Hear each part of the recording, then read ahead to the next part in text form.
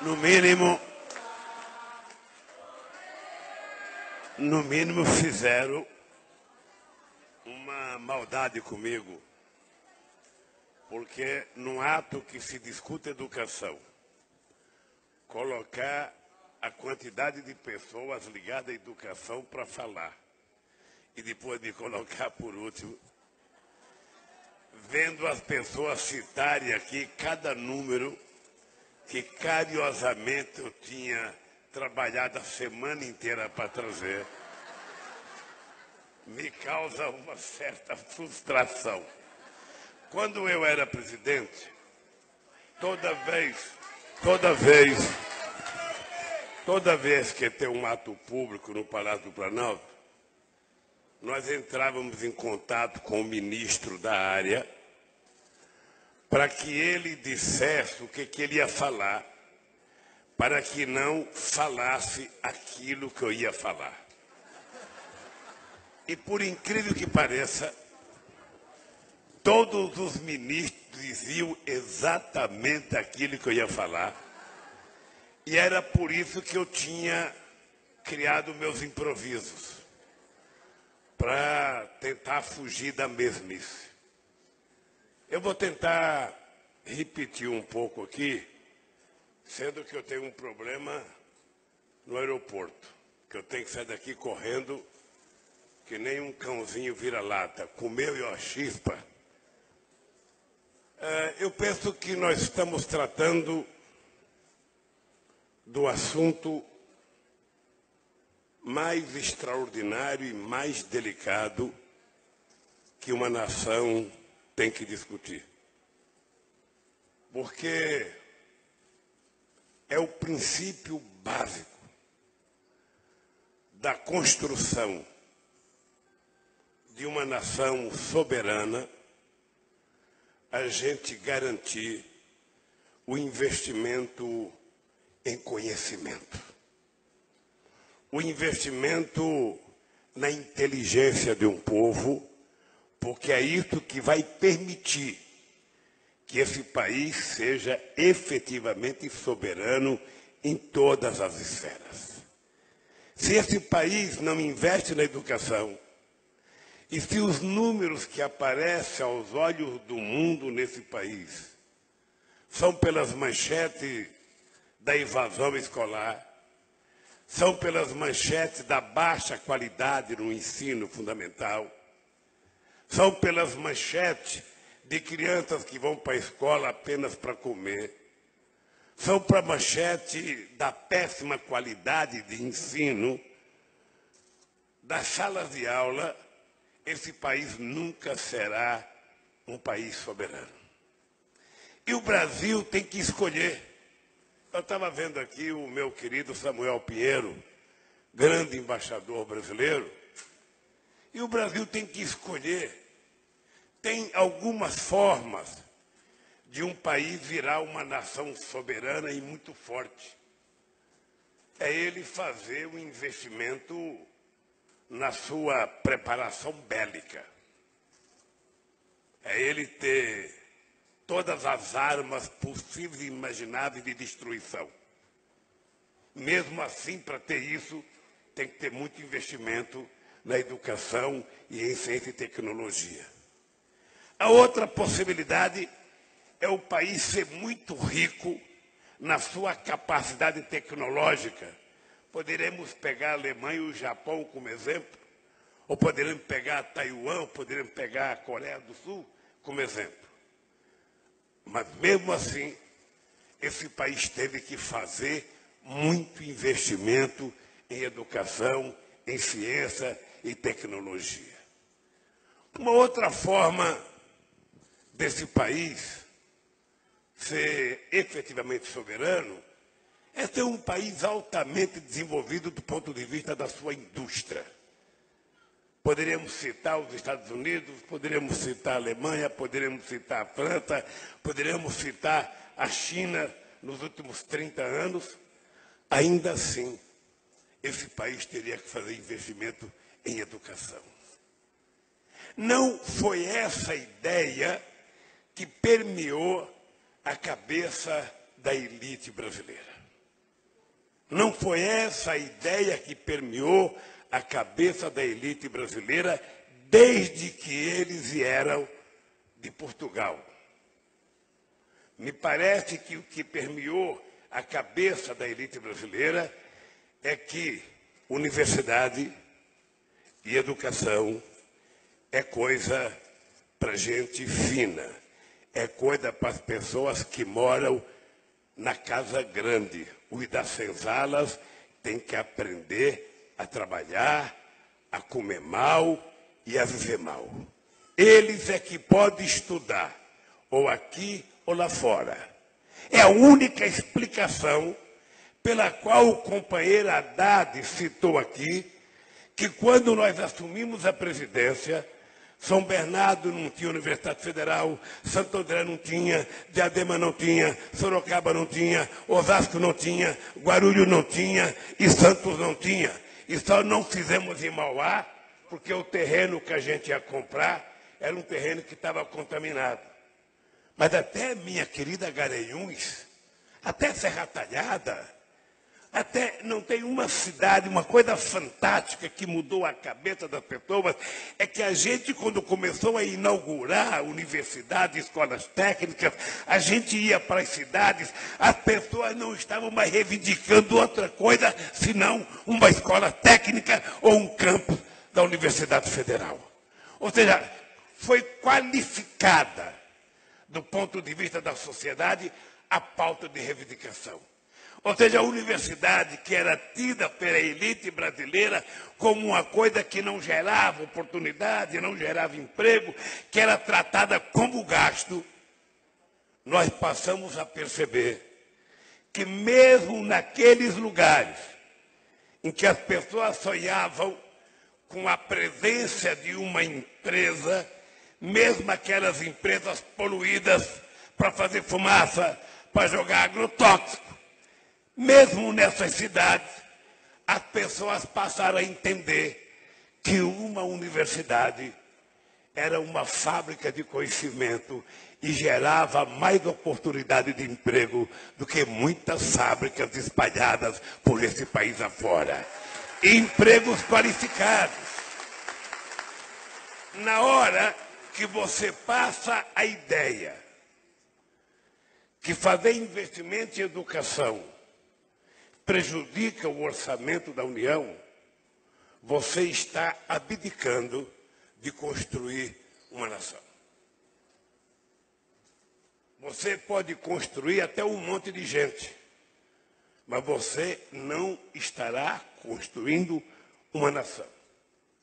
E uma nação, ela pressupõe a gente levar a sério a questão da soberania. A turma dos golpistas que estão aí estão felizes da vida, dizendo que tem vindo muito investimento estrangeiro no Brasil. É mentira.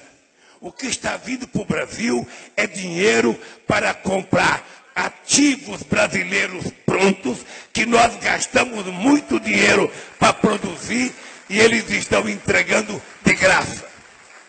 Praticamente de graça. Além do desmonte que estão fazendo na Petrobras, além do desmonte que estão fazendo e vão fazer na lei da partilha, além do desmonte que vão fazer na história que nós criamos de que a Petrobras e o pré-sal era o passaporte para o futuro, eles estão rasgando e entregando esse passaporte para empresas estrangeiras fazer a exploração de uma coisa que nós tínhamos prometido, que 75% dos royalties era para a gente tirar o atraso educacional a que o Brasil foi submetido no século XX. Esse país tratava tão mal a educação que mesmo quando nós aprovamos um piso salarial de apenas, na época, R$ 950, se não me falha a memória, teve mais de 9 governadores que não aplicaram o piso, dizendo que não podia pagar. Ou seja, se um país não é capaz de respeitar aqueles profissionais da educação que passam metade do dia com os nossos filhos, e no caso do Brasil, algumas vezes, cuidando dos piolhos na cabeça das crianças, cuidando de tirar as caspas, além de cuidar da alimentação, além de cuidar da educação. E essas pessoas não merecem o miserável de um piso de R$950. Qual é o respeito que a gente vai querer dos chamados profissionais da educação nesse país? Eu confesso a vocês que não é possível nós admitirmos a convivência no país com a ideia de que fazer investimento em educação é gasto. Não é só na educação. Companheiro Aristides, eu quero até agradecer a presença do nosso presidente da CONTAG e de muitas mulheres da CONTAG, inclusive da FETAG de Pernambuco. Não é apenas a educação.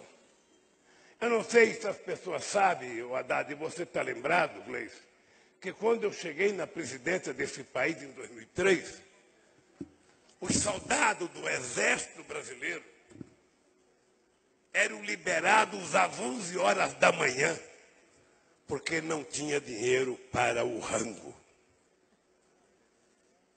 Presta atenção, os soldados do Exército Brasileiro eram liberados às 11 horas da manhã, porque o Exército não tinha dinheiro para dar almoço. Imagina se o Paraguai sabe disso. Teria invadido o Brasil depois do almoço? Teria se vingado da Guerra do Paraguai, de 150 anos atrás. Era só vir depois do almoço, não tinha soldado, pronto. Nós não apenas garantimos o direito para o almoço, como passamos a pagar pela primeira vez na história desse país um salário mínimo para o recruta, como inclusive ajudamos a comprar o coturno, como recuperamos a engenharia das Forças Armadas Brasileiras, como recuperamos os aviões da FAB. Não sei se vocês estão lembrados, quando eu cheguei na presidência, o avião da FAB não voava mais com o presidente, porque o motor do sucatão tinha caído com o Marco Maciel, o motor. Não o Marco Maciel, só o motor. Tinha caído. Quando então o presidente aposentou o sucatão e ficou alugando um avião particular para viajar. A pergunta que eu faço: que soberania quer um país desse se os governantes não se respeitam? Que soberania tem esse país se ele não consegue garantir o mínimo minimório para a sociedade brasileira andar de cabeça erguida? Se tem uma coisa que eu tenho orgulho, é ter terminado o meu governo cumprindo com o investimento de 41 bilhões de reais para ciência e tecnologia nesse país, num encontro em que até eu fiquei com vergonha, porque parecia um encontro em que todo mundo que falava bem do governo. Até a presidência da SBPC. E eu falava, eu não estou acreditando que nós estamos terminando o governo assim. Porque a gente acreditava que ou fazia aquilo, ou o Brasil não seria o país que a gente sonha. Esse país, ele não basta ter a floresta, ter 12% de água doce, ter 17 mil quilômetros de fronteira seca, ter 8 mil quilômetros de fronteira marítima, não basta ter o pré-sal. Esse país tem que ter vergonha na cara da classe dirigente que governa esse país. Esse país tem que se respeitar. É fazer aquilo que o Chico Buarque disse numa campanha da Dilma. Esse país ele tem que ser respeitado porque não fala grosso com a Bolívia, mas não fala fino com os Estados Unidos. Esse país tem que ser respeitado porque ele acredita nele e se autovaloriza.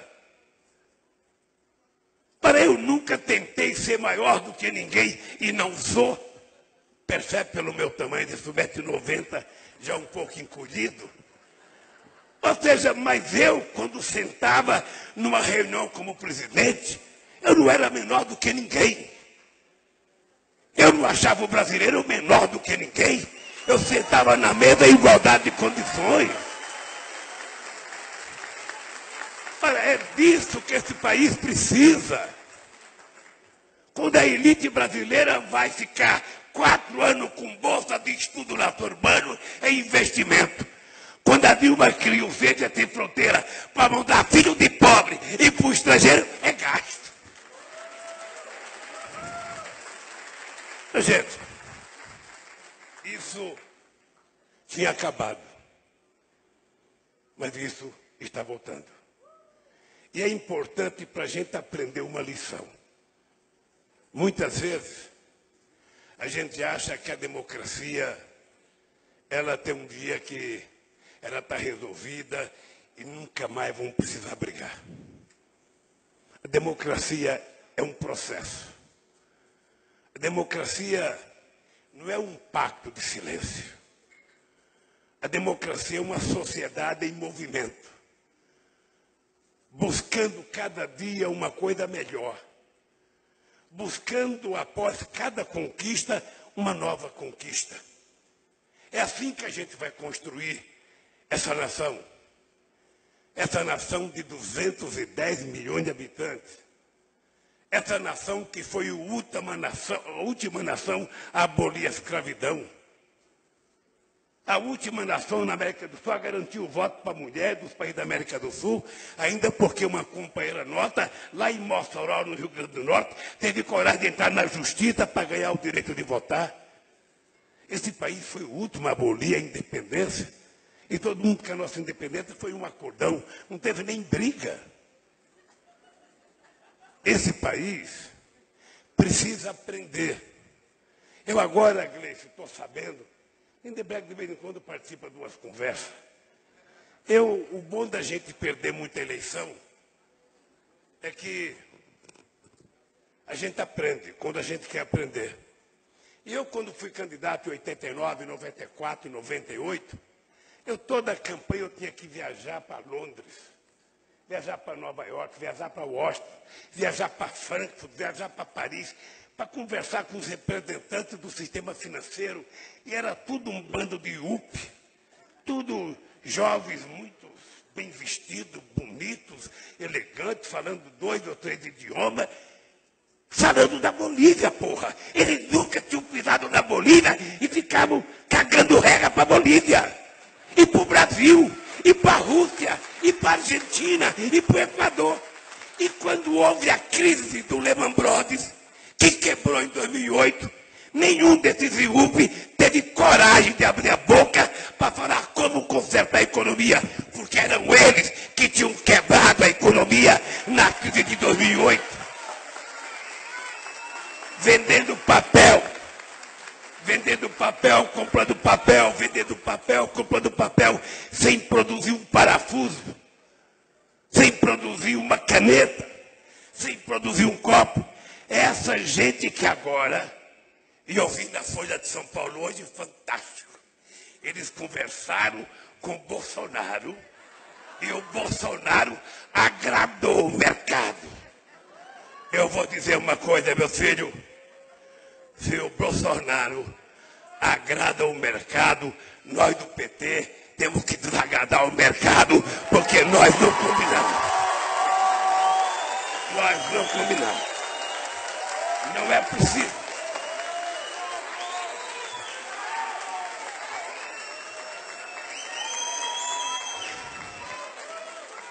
Porque agradar o mercado, neste instante, agradar o mercado.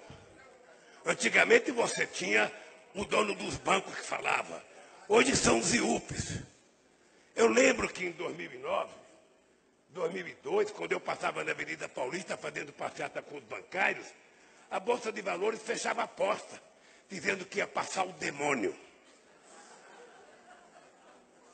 Eu não tenho cara de demônio, mas eu quero que eles me respeitem, como se eu fosse.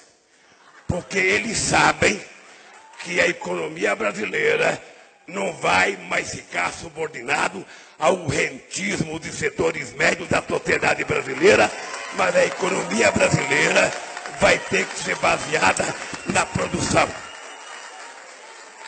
Está aqui essas mulheres da CONTAG. Está aqui o companheiro Aristide, presidente da CONTAG. Eles querem ganhar dinheiro, façam como essas trabalhadoras. Trabalhem, produzam, colham e vendem. Aí vai ganhar dinheiro. Mas não dá apenas para ganhar dinheiro especulando. Então, queridos companheiros e companheiras, um país em que os golpistas estão destruindo a cultura, estão destruindo a educação, estão destruindo o investimento em ciência e tecnologia.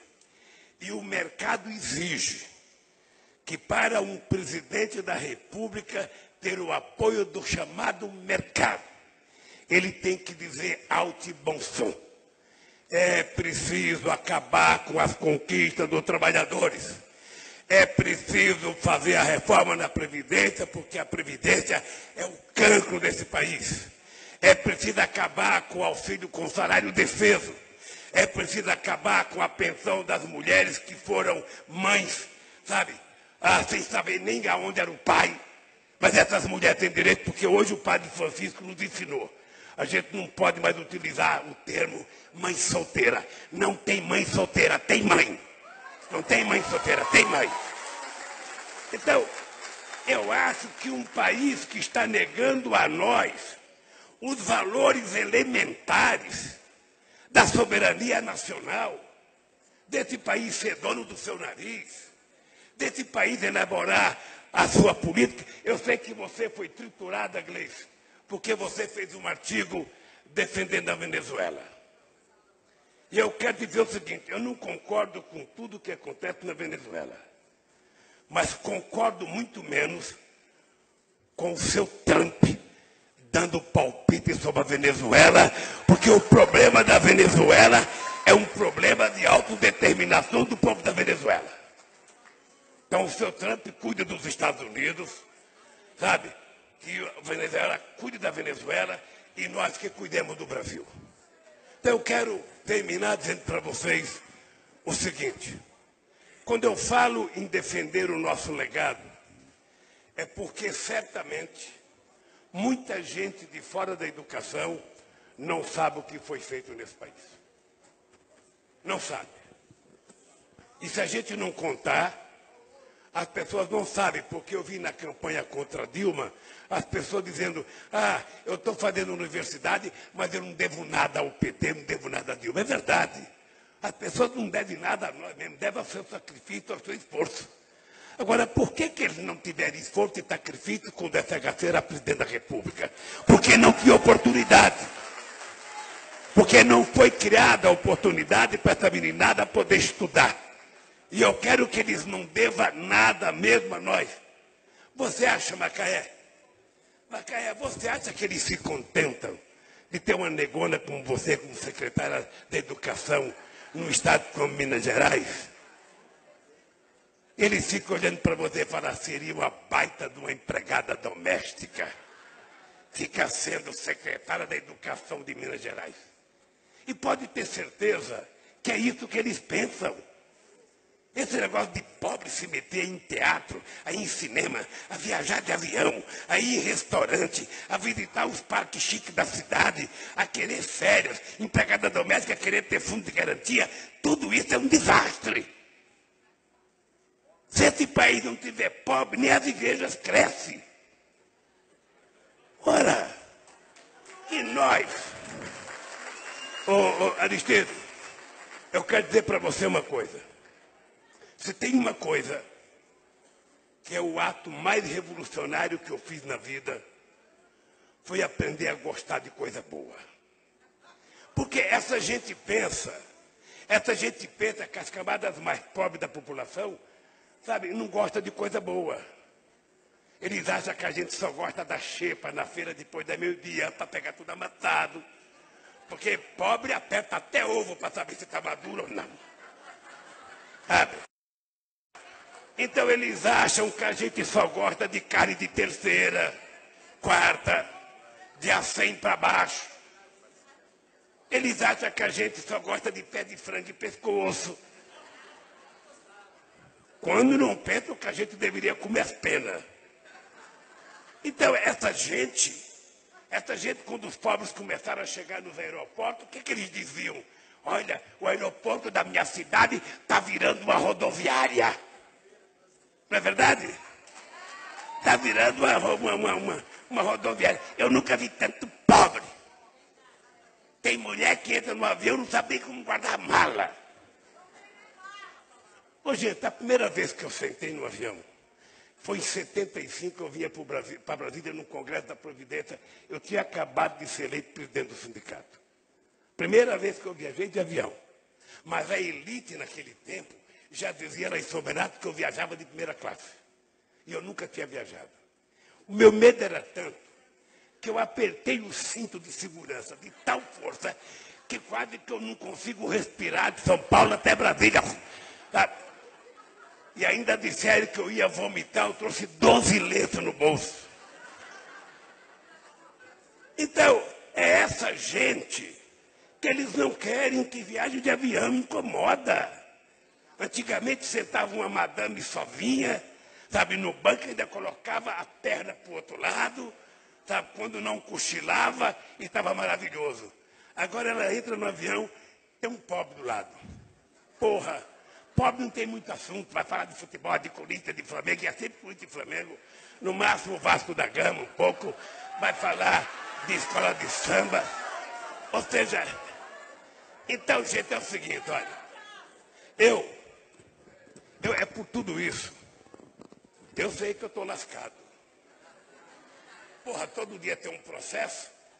Eu não quero nem que o Moro me absolva. Eu só quero que ele peça desculpa. Só quero que ele peça desculpa.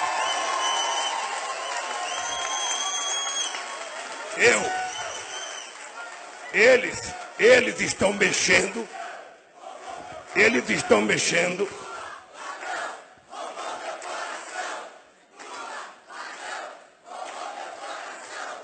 Eles estão mexendo com uma pessoa que tem como legado respeitar as pessoas.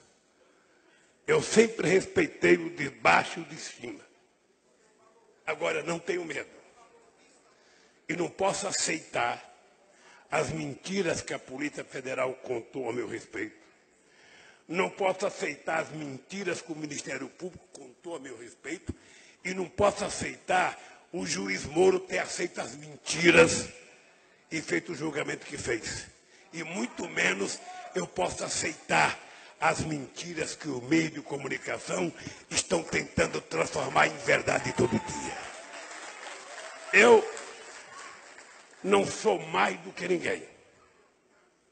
Eu sou apenas o filho da dona Lindu, ex-marido da dona Marisa e militante do Partido dos Trabalhadores.